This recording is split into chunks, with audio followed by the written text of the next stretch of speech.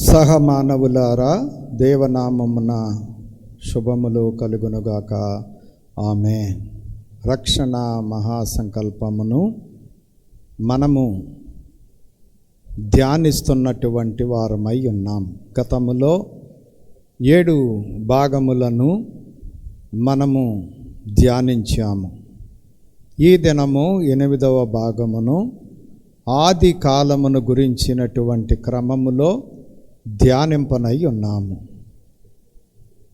ఈ యొక్క ఆది కాలములో జరిగిన సంఘటనలలో దేవుడు భూమి ఆకాశములను సృజించుట, అందులో సమస్తాన్ని కలుగజేయుట, మొదటి అధ్యాయములో నరుని చేయుట, 2వ అధ్యాయములో నరుని చేసినటువంటి విధానము ధ్యానించిన వారమై ఉన్నాం. ఈ దిన 3వ అధ్యాయములో ఉన్నటువంటి మానవులు పాపములో పడుట, దేవుడు వారికి తీర్పులు చెప్పుట, రక్షిస్తానని వాగ్దానము చేయుట, ఈ విషయాలను మనం ధ్యానింపనై ఉన్నాం. ముందుగా ఒక 2 చరణాలు కీర్తన పాడుకుందాం. స్థిమితామోలేదో గాదా మానవోనికి క్షితియందో శ్రమలే గదా, శ్రమలే ఏ చోటను, శ్రమలే ఏ వేళను, శ్రమలు పోగా క్రొత్త శ్రమలు వాచు చూండును, శ్రమలే మనము బ్రతుకు సమయం పొడుగోన, శ్రమ పెట్టుచున్నవి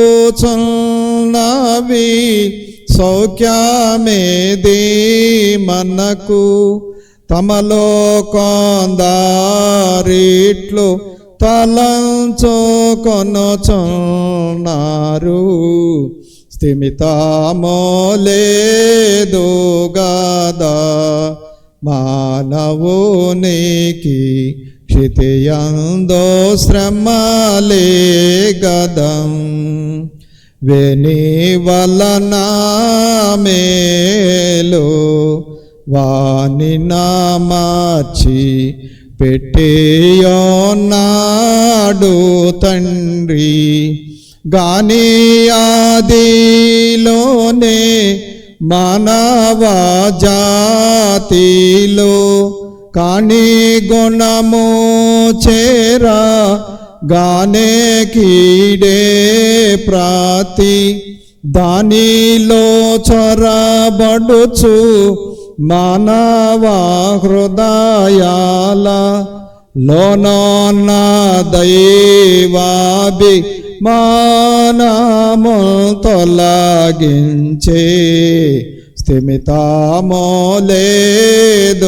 గాదా మానవునికి స్థితియందో శ్రమలే గదా, అన్ని వేళలహాని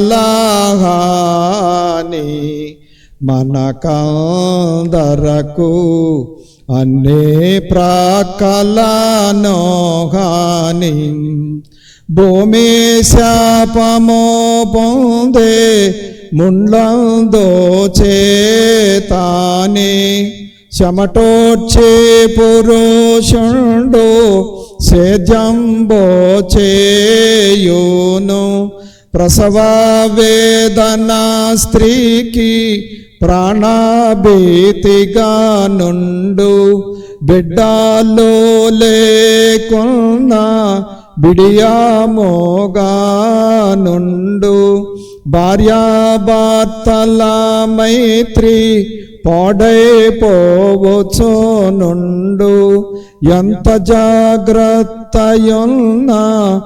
ఏదో ఒక జాబుండు, ఎప్పటికైనాను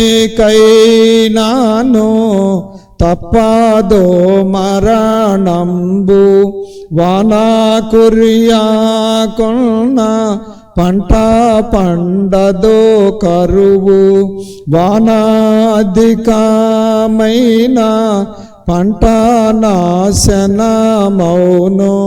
పిడుగు తప్పు కొనెడి వీలో లేకాయుండు భూకంపమున పారి పోవు కడువుండదు స్థిమితము లేదు గదా మానవునికి క్షితియందో శ్రమలే గదం పాపంబో భువికి వచ్చే దాని వలన శాపంబో కూడా జొచ్చే పాపంబోల కన్నా పాప ఫలితం బోలే ఎక్కువ బాధగా ఎంచో చొందరో జనులు పాప పరిహారము శాప పరిహారంబు కోరువారు త్వరగా మారో మనసు పొంది మోక్షలోకము చేరా మొదట స్పష్టమైన ఆది దేవుని కృపను ఆశ్రయించిన మేలు స్థిమితము లేదు గదా మానవునికి క్షితియందో శ్రమలే గదా. సహమానవులారా, అందరూ బాగున్నారా? దేవుని గ్రంథములో నుండి దేవుని యొక్క సంకల్పము లేక రక్షణ మహాసంకల్పమును ధ్యానిస్తున్నటువంటి మనము ధన్యులమై ఉన్నాము.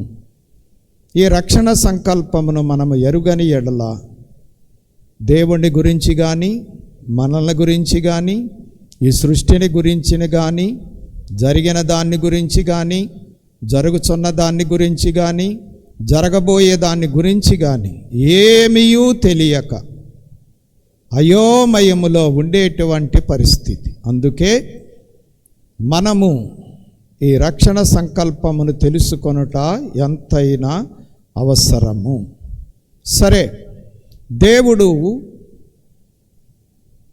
6 దినములు సృష్టి చేసి మానవుణ్ణి చేశాడు, మానవులను చేశాడు. 7వ దినమున విశ్రమించాడు. అలాగూ దేవుడు మానవులను చేసి పురుషునిగాను స్త్రీనిగాను చేసి ఏదేను వనము లేక ఏదేను తోట ఏర్పాటు చేసి అందులో ఈ మానవులను ఉంచిన వారై ఉన్నారు. అప్పుడు సృష్టి అంతా పవిత్రంగా ఉంది. జంతువుల మధ్య సామరస్యం ఉంది, విరోధ భావము లేదు. సర్వ జీవకోటి సమాధాన వాతావరణంలో సాగుతూ ఉన్నారు. అటువంటి సందర్భంలో మరి అనాది కాలంలో జరిగినటువంటి సంగతులు మీకు చెప్పినప్పుడు దేవదూతల సృష్టిని గురించి, అందులో ప్రధాన దూతలను గురించి, అందులో ప్రధాన దూతలో ఒక దూత అతిశయించి గర్వించి దేవునికి వ్యతిరేకంగా మారి దయ్యముగా రూపాంతరము చెంది శూన్యములోనికి త్రోసివేయబడినట్లు దేవుడు మానవుణ్ణి చేసి మానవుడు దేవుని పట్ల జరిగించే కార్యములను పాడు చేయుటకు తీర్మానించుకొని ఎదురు చూస్తూ ఉండగా దేవుడు ఈ సృష్టిని మానవుణ్ణి చేయటాన్ని బట్టి ఆ యొక్క చెడిపోయిన దేవదూత, పడిపోయిన దేవదూత ఆ మానవుణ్ణి ఎలాగూ పాపములో పడవేయాలి అని కనిపెట్టుకొని చూస్తూ ఉన్నాడు. ఆదాము గారు, హవ్వ గారు మొదటి మానవులు ఆ తోటలో ఉన్నారు. ఒకానొక దినమున ఆదాము తోటలో మరి దూరముగా వెళ్ళిన సమయమున హవ్వ ఒంటరిగా ఉన్న సమయమున ఈ పడిపోయినటువంటి దేవదూత లూసిఫర్ సాతానుగా అపవాదిగా మారినటువంటి దూత సర్పములో ప్రవేశించి అవ్వమ్మ గారి దగ్గరకు వచ్చి అవ్వమ్మ గారితో మాట్లాడుట మొదలుపెట్టినది. అవ్వమ్మ గారికి దుర్బోధ చేసినది. దేవుడు తినవద్దన్నటువంటి చెట్టు ఫలము తినటానికి ప్రేరేపించిన వాడై ఉన్నాడు. మరి దేవుడు సృష్టి చేసిన సమయమున ఆది కాలములో సర్వ జీవకోటికి మానవులకు కూడా వృక్షముల ఆకులను వృక్షముల యొక్క ఫలములను మరి పంటలను ఆహారముగా ఇచ్చాడు. అంటే అంతా శాకాహారమే, మాంసాహారము లేదు, అంతా ప్రశాంతంగా ఉంది. అటువంటి సందర్భంలో దేవుడు ఒక ఆజ్ఞ జారీ చేశాడు. మరి ఆది కాండములో 2వ అధ్యాయములో 16-17 వచనాలలో ఆయన ఏం చెప్పాడు అంటే, మరియు దేవుడైన యెహోవా ఈ తోటలోనున్న ప్రతి వృక్ష ఫలములను నీవు నిరభ్యంతరముగా తినవచ్చును, అయితే మంచి చెడ్డల తెలివినిచ్చు వృక్ష ఫలములను తినకూడదు. నీవు వాటిని దినదినమున నిశ్చయముగా చచ్చెదవని నరునికి ఆజ్ఞాపించెను. చూడండి, అన్ని పండ్లు దేవుడు నిరభ్యంతరముగా తినవచ్చని చెప్పాడు.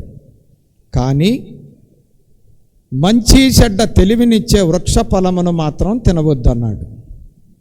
అయితే ఈ అపవాది సర్పములో అవ్వమ్మ దగ్గరకు వచ్చి అవ్వమ్మ గారితో మాట్లాడి దుర్బోధ చేసి ఆ మంచి చెడ్డ తెలివినిచ్చేటువంటి వృక్ష ఫలమును తినమని మరి దుర్బోధ చేసిన వాడై ఉన్నాడు.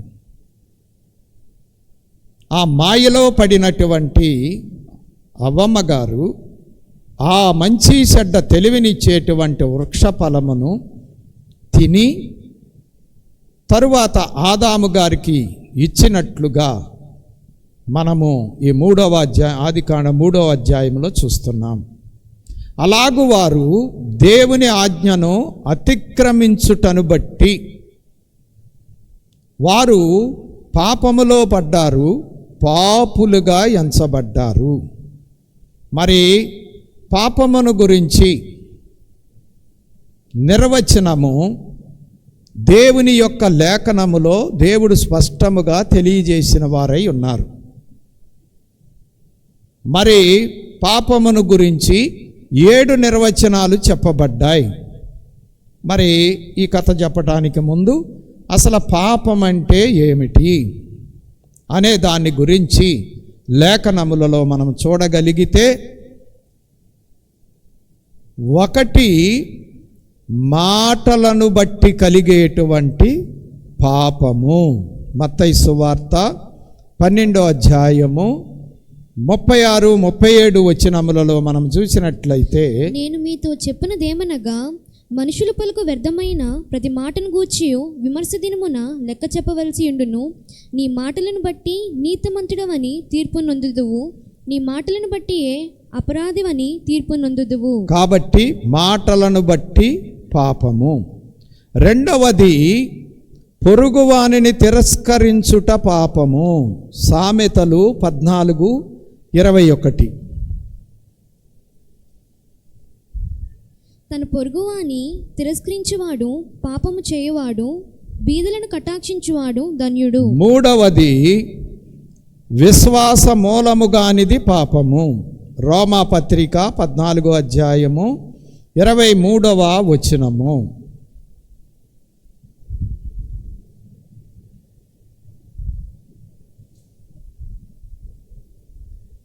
అనుమానించువాడు తినిని ఎడల విశ్వాసము లేకుండా తినును గనుక దోషి అని తీర్పునందును. విశ్వాస మూలము కానిది ఏదో అది పాపము. 4వదిగా యాకోబు పత్రిక 4వ అధ్యాయము 17వ వచనము, మేలైనది ఎరిగి చేయకపోవుట పాపము. కాబట్టి మేలైనది చేయనెరిగియు అలాగు చేయని వానికి పాపము కలుగును. 5వదిగా యోహాను రాసిన మొదటి పత్రిక 3వ అధ్యాయము 4వ వచనములో పాపము చేయ ప్రతివాడును ఆజ్ఞను అతిక్రమించును, ఆజ్ఞాతిక్రమమే పాపము. 6వదిగా యోహాను రాసిన మొదటి పత్రిక 5వ అధ్యాయం 17వ వచనములో సకల దుర్నీతియు పాపము, అయితే మరణకరము కాని పాపము కలదు. 7వదిగా సామెతల గ్రంథము 24వ అధ్యాయము 9వ వచనము, మూర్ఖుని యోచన పాపము, అపహాసకులు నరులకు హేయులు. ఇవి పాపమును గురించి దైవ గ్రంథము తెలియజేసేటువంటి నిర్వచనం.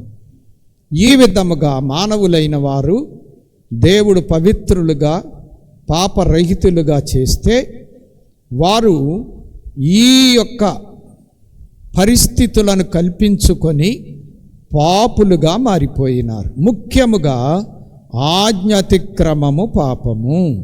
దేవుడు తినవద్దని చెప్పాడు, వాళ్ళు మంచి చెడ్డ తెలివినిచ్చే ఫలమును తిన్నారు, అదే పాపమైపోయినది. కాబట్టి వారు పాపము చేయుటను బట్టి దేవునికి దూరస్తులయ్యారు. అంటే దేవునికి మానవులకు మధ్యలో పాపమనేటువంటి అడ్డుగోడ వచ్చినది. యెషయా గ్రంథం 59వ అధ్యాయము మొదటి 2 వచనాల్లో మనం చూసినప్పుడు, రక్షింపనేరక యుండునట్లు యెహోవా హస్తము కురచ కాలేదు, విననేరక యుండునట్లు ఆయన చెవులు మందము కాలేదు. మీ దోషములు మీకును మీ దేవునికి అడ్డముగా వచ్చెను, మీ పాపములు ఆయన ముఖమును మీకు మరుగుపరిచెను. అలాగూ దేవుడికి మానవుడికి మధ్యలో పాపం అనేటువంటి అడ్డుగోడ వచ్చింది. అందుకు ఇక దేవుడు మానవుడు కలిసి ఉండేటువంటి పరిస్థితి తొలగిపోయినది. అందువలన మరి దేవుడు మానవులను తన దగ్గరకు చేర్చుకోలేకపోయారు. మానవులు కూడా దేవుణ్ణి సమీపించడానికి భయపడి దాగుకున్నారు. అటువంటి పరిస్థితుల్లో వచ్చినటువంటి దేవుడు ఆ మానవులకు అపవాదికి ఏదెను తోటలోనే తీర్పులు చెప్పాడు. ఆ తీర్పులు ఏమిటి అంటే, మరి సర్పములో ఉన్న సాతానుకు ఏమి తీర్పులు చెప్పాడు అంటే, మరి నీవు మన్ను తింటావు, నీవు తల మీద కొట్టబడతావు, నేల మీద ప్రాకుతావు అని చెప్పి మరి సర్పములో ఉన్న సాతానుకు దేవుడు తీర్పు చెప్పాడు. కాబట్టి సాతానుకు చెప్పిన తీర్పు ఏమిటి అంటే, మరి నీకు స్త్రీ సంతానానికి వైరం కలగజేస్తాను, నీ తల మానవులు చితగొడతారు, అలాగే భూజంతువులన్నిటిల్లో నీవు శపింపబడి నీ కడుపుతో ప్రాకుచు బ్రతుకు దినములన్నీ మన్ను తింటావు అని చెప్పి దేవుడు తీర్పు చెప్పాడు. అలాగే పురుషునికి అంటే ఆదాము గారికి ఏం తీర్పు చెప్పారు అంటే, ప్రయాసముతోనే నీవు ఈ లోకములో బ్రతుకుతావు, ప్రయాసముతో పంటలు పండించి కష్టపడి జీవనము చేస్తావు అని తీర్పు చెప్పారు. అలాగే స్త్రీ అంటే అవ్వమ్మ గారికి నీవు గర్భవేదనతో ప్రయాసముతో పిల్లలను కంటావు అని చెప్పి ఆయన తీర్పులు చెప్పి ఆ ఆది మానవులను ఏదెను తోటలో నుండి బయటికి పంపించి వేశారు. అలాగ తీర్పులు చెప్పినటువంటి దేవుడు 3:15 ఆదికాండం 3:15లో మరి రక్షణ వాగ్దానమును చేశారు. ఏమిటి ఆ రక్షణ వాగ్దానము అంటే, మరియు నీకును స్త్రీకిని నీ సంతానమునకును ఆమె సంతానమునకును వైరము కలుగచేసేదను, అది నిన్ను తల మీద కొట్టును, నీవు దానిని మడిమ మీద కొట్టుదవని చెప్పాను. దేవుడు చెప్పాడు అపవాది సర్పముతో ఏమని అంటే, నీకును స్త్రీకిని, నీ సంతానమునకును స్త్రీ సంతానమునకును వైరము కలగజేస్తాను. మరి స్త్రీ సంతానము అనగా దేవుడే నరుడుగా అవతరించిన అవతారము, ఆయన యేసుక్రీస్తు ప్రభువారు. అనగా దేవుడు నరుడుగా యేసయ్యగా వచ్చి అపవాది యొక్క తల సిలువలో సితగొట్టారు. ఆ ఏదైనా తోటలోనే వాళ్ళని తోటలో నుంచి బయటికి పంపించేటప్పుడు వారు ఆజ్ఞ అతిక్రమించి పాపం తెచ్చుకొని పాపులుగా మారుటను బట్టి వారిని పాపము నుండి విడిపించి మరలా రక్షించి తన బిడ్డలుగా చేసుకొనటానికి ఆయన వాగ్దానము చేశారు. ఆ వాగ్దానమే రక్షణ వాగ్దానము. అలాగూ వాగ్దానము చేసిన ఆయన నరుడిగా ఈ లోకములో యేసయ్యగా అవతరించారు. అలాగ అవతరించినటువంటి ఆయన శిలువ యజ్ఞములో అపవాది యొక్క శిరస్సును చితకగొట్టి మానవులను రక్షించారు. అనగా మానవులు తెచ్చుకున్న ఆజ్ఞాతిక్రమము ద్వారా తెచ్చుకున్నటువంటి పాపమును పరిహారము చేసి మానవులను పవిత్రపరచి మరలా పరిశుద్ధులుగా మార్చి తన బిడ్డలయ్యేటువంటి అర్హతను ప్రసాదించారు. పాపము దేవునిని మనలను అనగా మానవులను వేరు చేసేదై ఉన్నది. కనుక మానవులు దేవుని సంబంధులుగా ఉండాలి అంటే పాపము నుండి విడిపింపబడాలి. 7 నిర్వచనాలు చెప్పుకున్నాం కదా. ఆ 7 దుస్థితులు మనలో లేకుండా చేసుకొని మనము దేవునికి బిడ్డలముగా స్థిరపడవలసినటువంటి వారమై ఉన్నాం. కాబట్టి ఆది కాలములో ఇలాగున మానవులైన వారు ఆజ్ఞను అతిక్రమించి పాపము చేసి పరిశుద్ధతలో నుండి పాపములోనికి పడిపోయారు. పరిశుద్ధులుగా ఉండవలసిన వారు పాపులుగా మారిపోయారు. అప్పుడు దేవుడు వారిని ఏదెను తోటలో నుండి బయటికి పంపించి ఈ లోకములో జీవనము చేసి ఫలించమని ఆశీర్వదించాడు. ఇక అప్పటి నుంచి మానవుల జీవితాలలో సంసార జీవితము ఆరంభమైనది. వాళ్ళిద్దరిని జతపరిచి చర్మపు చొక్కాయలు చేయించి వారి దిగంబరత్వాన్ని కప్పి, మరి మీకు ఇంకో మాట కూడా చెప్పాలి ఇక్కడ, ఎప్పుడైతే ఆ మంచి చెడ్డ తెలివినిచ్చే వృక్షఫలాన్ని తిన్నారో వారికి కలిగినటువంటి మహిమ వస్త్రం అనగా దేవుడు వారిని చేసినప్పుడు వారికి దేవుని యొక్క మహిమే వస్త్రముగా ఉన్నది. ఎప్పుడైతే ఆజ్ఞను అతిక్రమించారో దేవుని మాటకు వ్యతిరేకమైంది చేశారో ఆ మహిమ వస్త్రం మరి వారికి తొలగిపోయింది. అలాగ తొలగిపోవుటను బట్టి వాళ్ళు ఏమైపోయారు అంటే దిగంబరులైపోయారు. ఆ దిగంబరత్వాన్ని కప్పుకొనటానికి వారు ఆకులు చుట్టుకున్నారు. ఆకులు చుట్టుకున్నటువంటి వారు ఆకులు ఎంతసేపు ఉంటాయి, కొంత సమయానికి అవి ఒడిలిపోయి రాలిపోతున్నాయి, మళ్ళీ దిగంబరత్వం కనపడుతుంది. అలాగ నానా తిప్పలు పడుతున్నారు.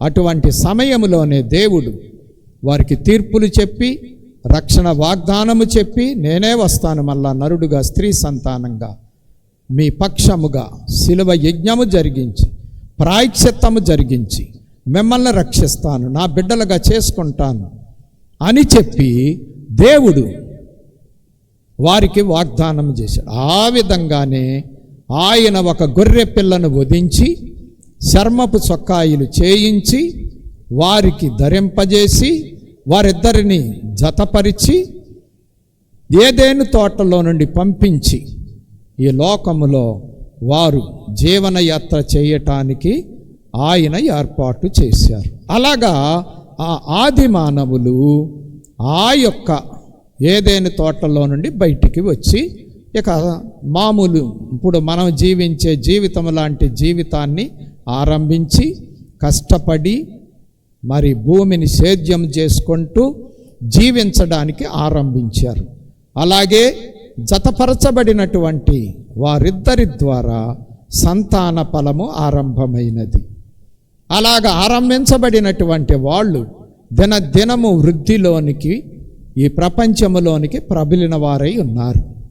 కాబట్టి దిగంబరత్వము అంటే అర్థమేమిటి? మరి వారి యొక్క అవయవములన్నీ కూడా మరుగులేక కనబడటం. అంతకుముందు మహిమ ఉంది కాబట్టి ఆ దిగంబరత్వం కనపడలేదు. మహిమ పోయింది కాబట్టి ఇప్పుడు దిగంబరత్వం కనపడుతుంది. అందుకే దిగంబరత్వాన్ని కప్పుకొనటానికి వాళ్ళు నానా తిప్పలు పడ్డారు. మరి ఆకులు చుట్టుకున్నారు. ఆకులు మతములకు గుర్తులు, కానీ ఆకులు వారి దిగంబరత్వాన్ని కప్పలేకపోయాయి. అలాగే మతాలు దేవునితో మనలను సమాధానపరచలేదు. మతము అంటే వేరే అపార్థం చేసుకోకండి. ఏ మనిషి మదిలో పుట్టినటువంటి అభిప్రాయమే మతం. ఒక వ్యక్తికి ఒక అభిప్రాయం కలిగింది, దాని వలన మనం దేవునికి దగ్గర అవ్వచ్చు అని భావించాడు. దాన్ని నమ్మి అనేకులు అతన్ని వెంబడించారు. అది ఒక మతం అయిపోయింది. కాబట్టి మనిషి మతిలో నుండి ఉద్భవించినది మతము. కాబట్టి దేవునికి మతమునకు ఏ సంబంధము లేదు. అందుకే దేవుడు ఏం చూపించాడు అంటే మార్గాన్ని చూపించాడు. నేనే వస్తాను, మిమ్మల్ని రక్షిస్తాను, నా దగ్గరకు చేర్చుకుంటాను. ఇది మార్గం. కాబట్టి ఈ మార్గమే మరి దేవుడు మానవుల కొరకు చేసిన మోక్ష మార్గము. కాబట్టి వాళ్ళకేం చేశారు అంటే గొర్రె పిల్లను వధించి చర్మపు చొక్కాలు చేయించారు. అలాగే ఆ గొర్రె పిల్ల నరవతార దారి అయిన దేవుడు యేసుక్రీస్తు ప్రభు వారిని చూపిస్తుంది. ఆయన బలియాగము ద్వారానే మానవులకు పాప విమోచన జరిగి మోక్ష ప్రాప్తి లభిస్తూ ఉంది. ఇదే దేవుడు చేసినటువంటి మోక్ష మార్గము, దేవుడు సిద్ధపరిచిన మోక్ష మార్గమై ఉన్నది. కాబట్టి 3వ అధ్యాయములో మానవులు పాపములో పడ్డారు, వారికి తీర్పులు చెప్పబడ్డాయి. అలాగే వారిని రక్షించేటువంటి వాగ్దానము కూడా చెప్పబడినది. అక్కడ నుంచి ఇక భూమి మీద మానవులు విస్తరించారు. ఆ విస్తరించిన చరిత్ర 9వ భాగము నుండి మనము ధ్యానము చేసుకుందాం. దేవుడు ఈ మాటలను దీవించి మనందరి హృదయాలలో భద్రపరచి మనోనేత్రాలు వెలిగించి అర్థమయ్యేటట్లు గ్రహించేటట్లు చేసి దీవించునోగాక. ఆమేన్. పరిశుద్ధుడై కొద్ది మాటలు దీవించండి నాయన. విన్నవారందరిలో సత్యము గ్రహించగలిగినటువంటి గొప్ప జ్ఞానము దయచేసి దీవించుమని సత్యమూర్తి అయిన యేసయ్య దివ్యనామమున వేడుకొనుచున్నాము పరమ తండ్రి. ఆమేన్. మరణాత.